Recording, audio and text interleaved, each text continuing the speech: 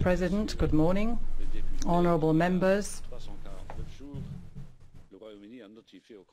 304 days ago, the United Kingdom notified to the Council of the European Union that they wish to leave in 381 days on the 29th of March 2019, well 2018, sorry, 2019, sorry. On the 29th of March 2019, at midnight, the United Kingdom will have left the European Union.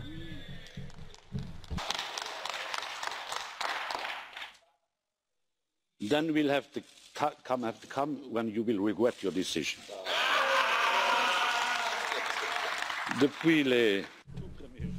Since the first few days of the negotiations, then obviously our objective has been and will continue to be to negotiate an orderly withdrawal of the United Kingdom in the interest of the United Kingdom, but in the interest of the European Union as well.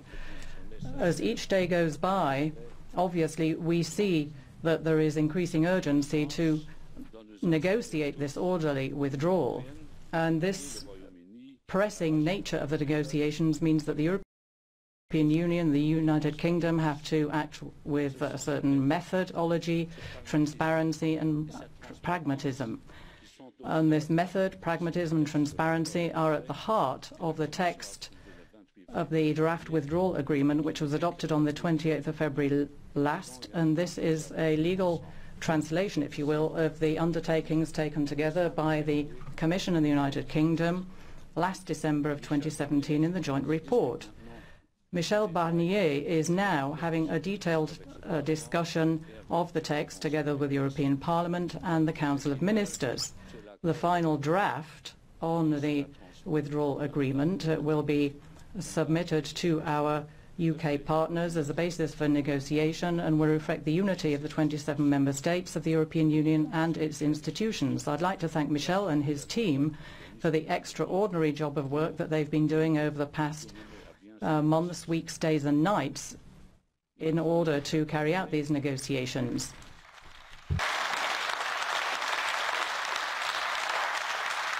Michel Barnier. My dear friend in German, my dear friend Michel Barnier and his team and myself as well, obviously are standing behind you to support this approach. We have the agreement that has been arrived at with the United Kingdom, and we now have a solid draft withdrawal text which sets out the rights for citizens. And the text itself is more than just a collection of paragraphs. We're talking about thousands and thousands, if not more, biographies. We're talking about life decisions being taken by citizens, and we don't want these citizens to fall victim to Brexit. And this is why EU citizens resident in the UK will maintain their rights, retain their rights after Brexit. And if you take a look at the draft withdrawal agreement, it is so specific that it means that citizens can go before the British courts in order to see that their rights are respected.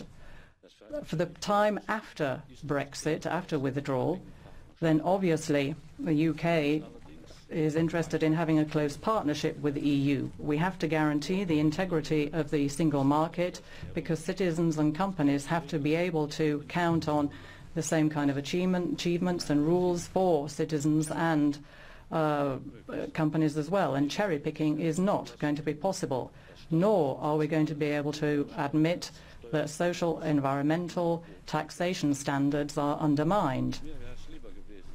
I would rather have preferred the Britons not to have decided to leave the European Union. But anybody who leaves the European Union has to know, frankly, what this means. Any kind of, if you decide to jettison, leave behind the common agreements and rules, then you have to accept that things cannot remain as they are. In English. Prime Minister May gave us some more clarity on how the UK sees its future relationship with the European Union. As my good friend John Bruton wrote in a recent article, quote, "The most valuable test that Mrs May wishes to apply to a Brexit agreement is that it should be one that would endure and not require constant renegotiation." End of quote. I could not agree more.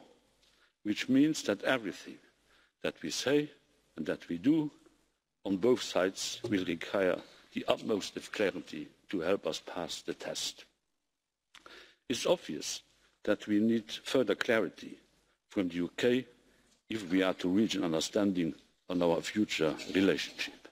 We are preparing for this on the European Union side. Last week, President Tusk circulated draft guidelines that will be discussed by the leaders of the EU27 next week.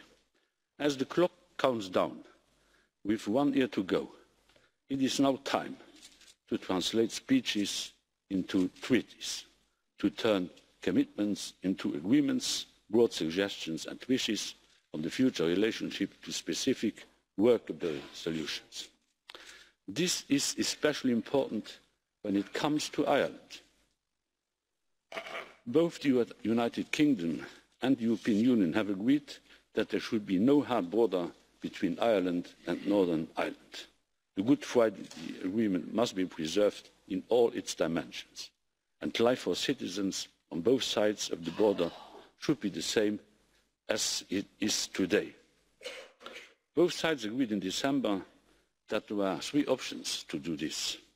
The first is through the future partnership agreement, if possible. The second is through specific solutions that the United Kingdom has said it will put forward.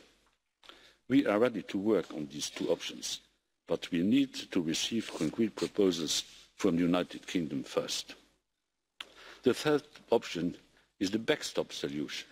It would apply only if the first 2 options do not materialise.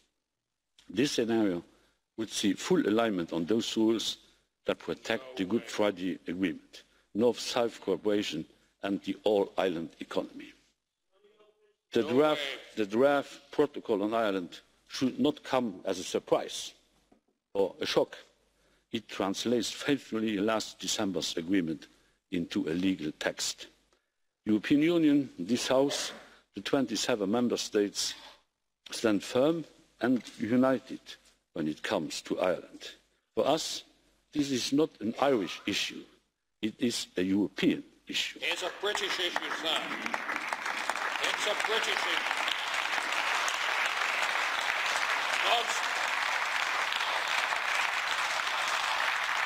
British issue, sir. British issue. As you are saying, this is a European issue. It's a British issue, sir. It is all for one and one for all.